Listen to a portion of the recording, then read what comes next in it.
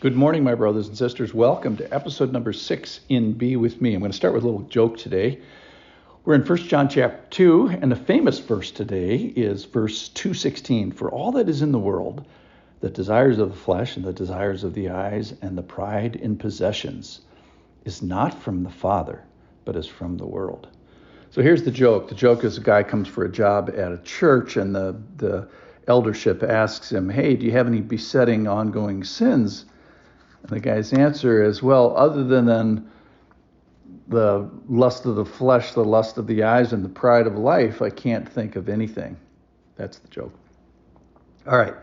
So I thought today that this was going to be a lesson that would major on those three big categories. But really, overarching those things, and not to say that those things are insignificant, this is really, I'm going to major on love. This is really a love story of humanity with God.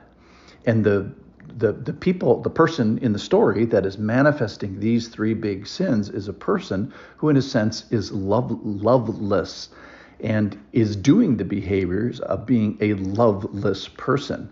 He gets sidetracked from genuine love and starts loving these junior things. The Bible is a love story. And if you're doing these three categories of sin, you're kind of missing the point, which is a love of the Father, a love relationship with the Lord.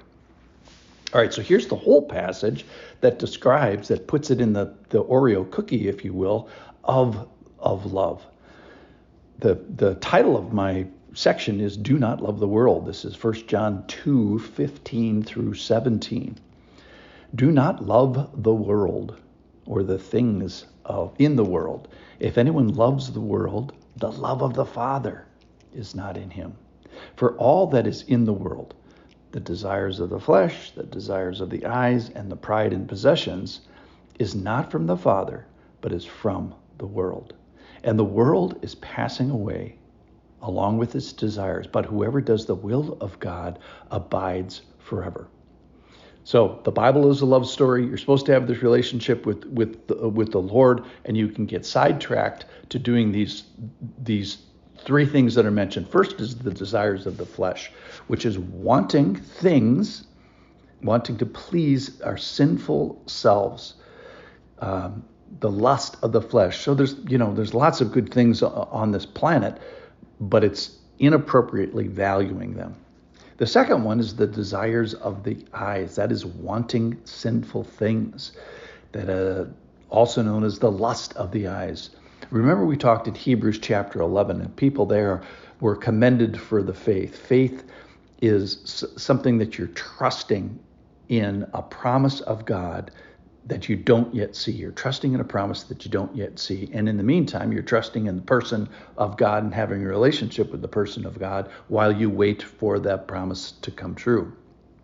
So this is living life as if this is all there is. It's using your eyes wrongly. The contrast is choosing the priorities of this world as opposed to that world, and the eyes only are kind of down here on this world. So the problem with this person's eyes, as described here, is they have worldly eyes and they don't have these heavenly eyes. The third thing is the pride in possessions, the pride in riches, the pride in the things that we have here, or at least the things we think we have here. Remember, he tells you just after this, verse 17, the world is passing away. Don't forget that. So anything you quote unquote have is going to pass away that isn't eternal. So about the world, yes, it's passing away, and that everything that people want in the world is passing away. The point is, we're supposed to be wanting something from the next world. It's having kingdom desires and kingdom satisfaction. So the big point of this passage is, don't love the world's ways and don't love the world's good, for they can squeeze out the good stuff, which is this primary relationship of real love. Again, the Bible is a love story. Yes, it's a sin story, but think about this.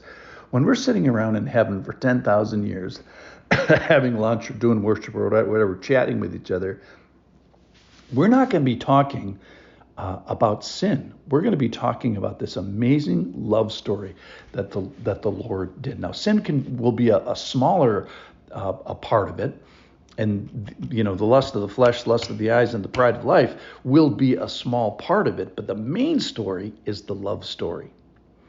So the person that we're looking for here is a person who does what God wants. There is an agency that is involved in here. That is, your desires can be steered and decisions can be made that move you towards the Lord. It means doing decisions and tuning your heart is a good way to think about it, to the Lord, rather than hyper-valuing something that is not going to last, that is stuff in the world, and devaluing the someone who made the world, and he can make another if he chooses, and specifically this relationship with someone. So the charge of this passage is to abide.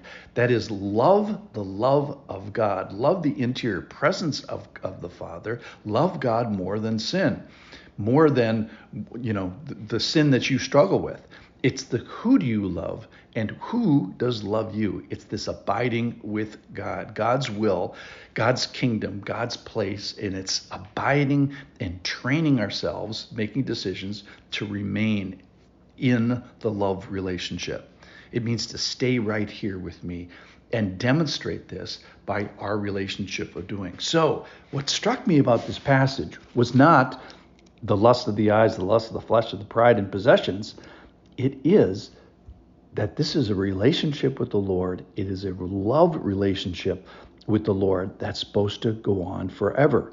And I think if we do this right and we understand this right, this passage is less about sin. I know there's a lot in there about the sin, but less about sin and more about our love story, that we get to be involved in a love story with the Lord. Thanks for listening.